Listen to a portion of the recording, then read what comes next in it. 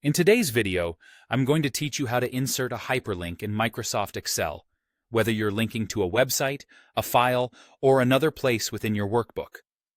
This is a handy skill to master, as it helps streamline navigation and enhances the functionality of your spreadsheets, and I'll guide you through the process step by step.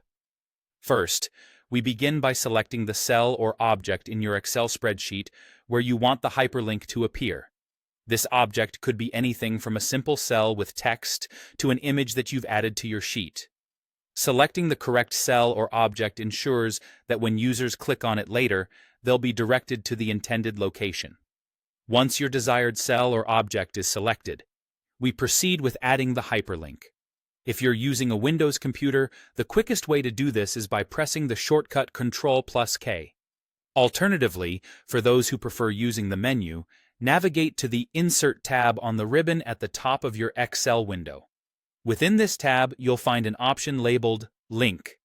Click on it and it will bring up the Insert Hyperlink dialog box. In this dialog box, you have several options for the type of hyperlink you can create.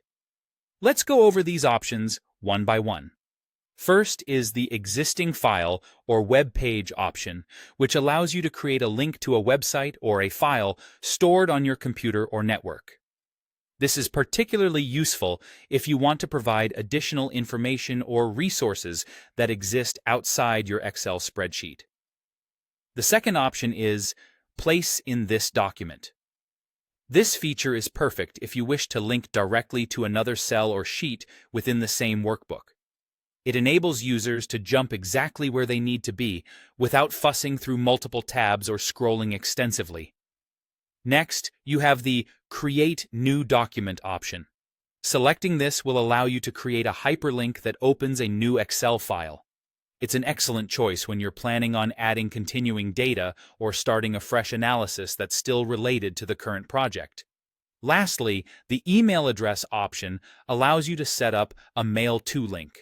This type of hyperlink is great for collaboration purposes, as it enables users to quickly open their email client and contact you or the relevant person directly.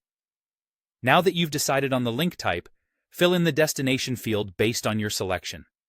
Don't forget to enter the text-to-display value. This is crucial, as it is the visible text in your spreadsheet that users will click on. Once everything looks good, click OK to complete the process, and your hyperlink will be ready to use.